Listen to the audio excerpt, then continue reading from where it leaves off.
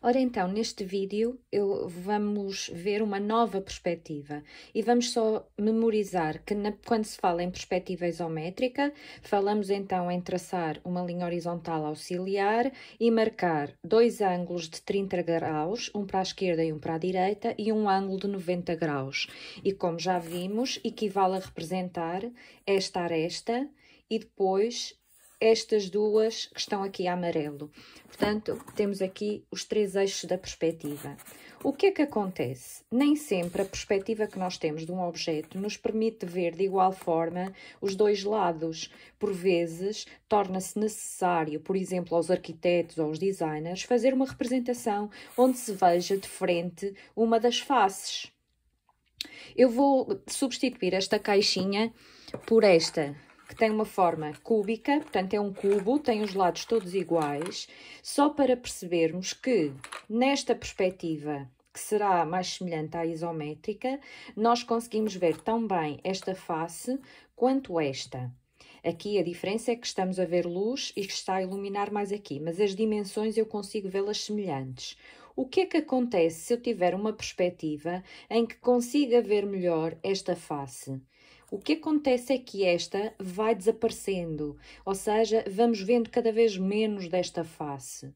Então tornou-se necessário criar outras perspectivas que correspondessem a esta visão.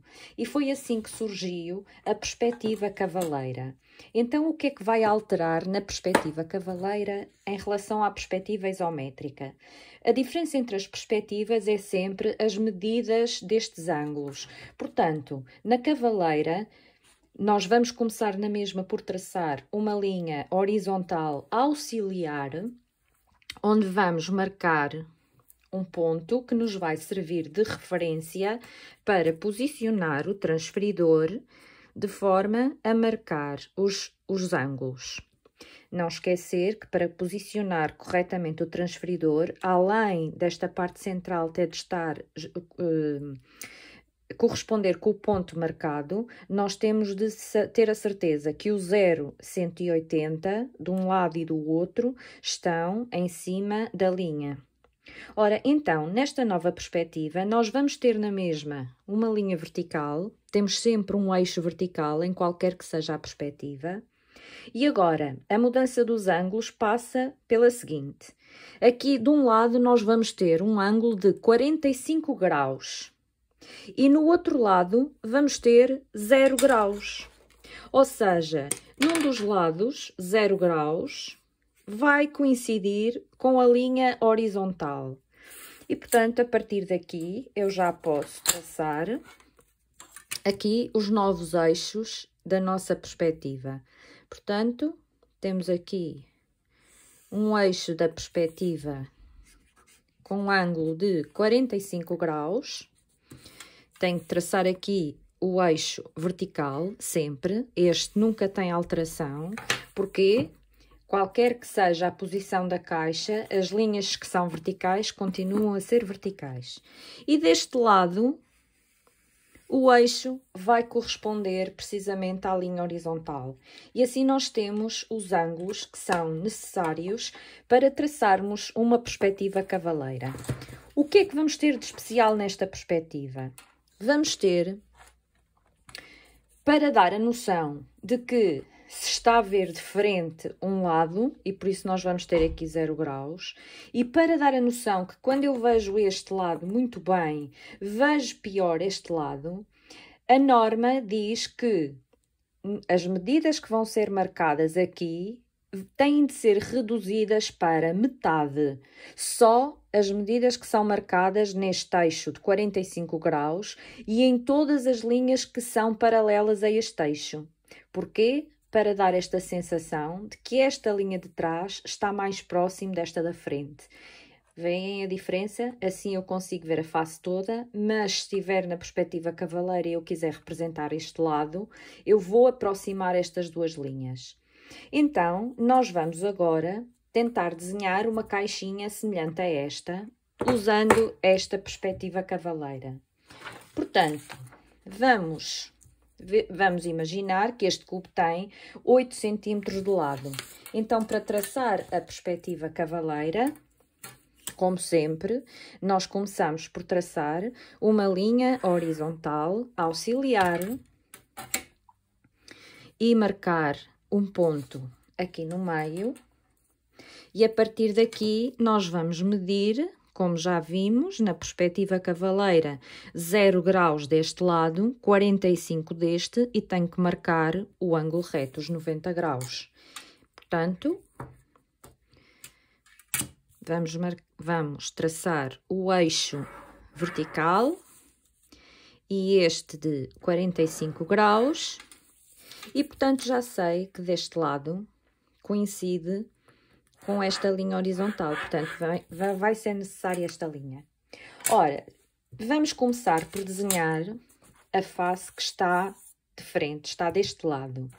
Se o cubo tem 8 cm de lado, aquilo que eu vou ter de fazer é precisamente medir 8 cm, tal como fizemos quando desenhamos a caixinha na perspectiva isométrica.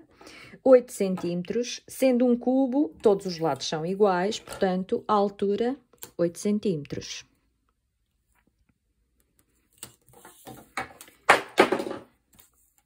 Ora, sendo os lados todos iguais e paralelos entre si, eu aqui vou ter que ter uma paralela a esta e cá em cima uma paralela a esta. Portanto, mais uma vez nas perspectivas aqui, nós só vamos ter 3 possíveis inclinações das linhas.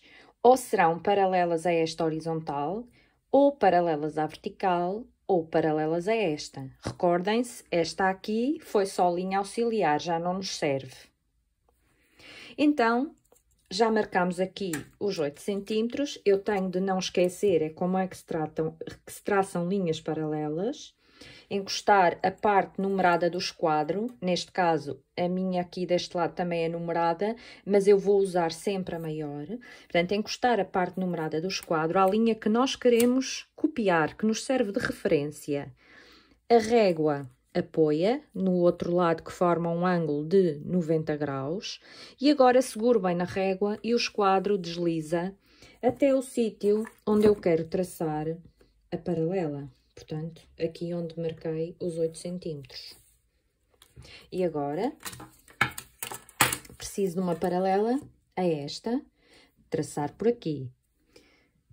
Eu também posso, neste caso, em vez de traçar a linha paralela, posso medir os 8 centímetros aqui deste lado. E se as duas estavam paralelas e eu meço aqui os 8 centímetros, então posso unir aqui diretamente.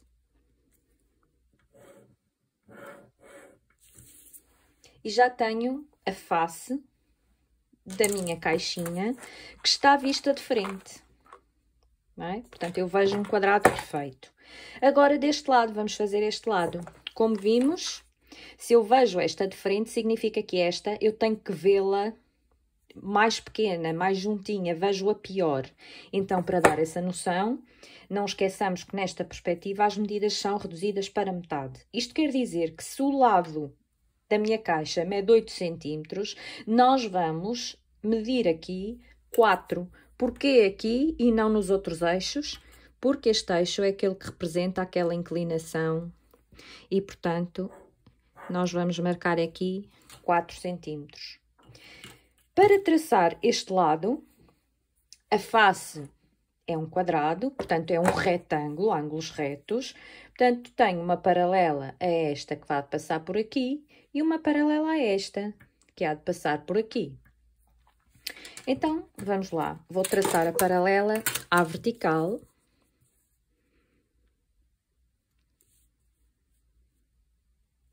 A sair ali da marcação dos 4 centímetros. Então, a questão é, e agora quanto é que eu vou medir aqui? 8 centímetros ou 4? Reparem, 4 centímetros, a medida só passa para a metade nas linhas que são paralelas a esta, ou na própria linha. Portanto, a vertical não é paralela a esta. Portanto, aqui mantêm-se os 8 centímetros. Portanto, tenho que medir aqui os 8 centímetros. E tenho aqui os dois lados. Como eu marquei os 8 centímetros de um lado e do outro, agora só preciso unir.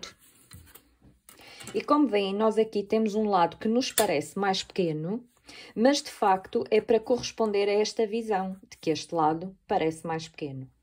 Ora, nesta vista nós conseguimos ainda ver a parte de cima e, sendo retangular, nós vamos ter aqui uma paralela a esta e depois aqui uma paralela a esta. Então, vamos lá. Linhas paralelas. Uma paralela a esta.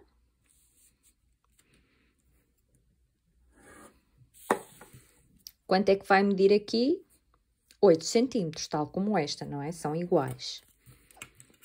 Portanto, marcar aqui os 8 centímetros.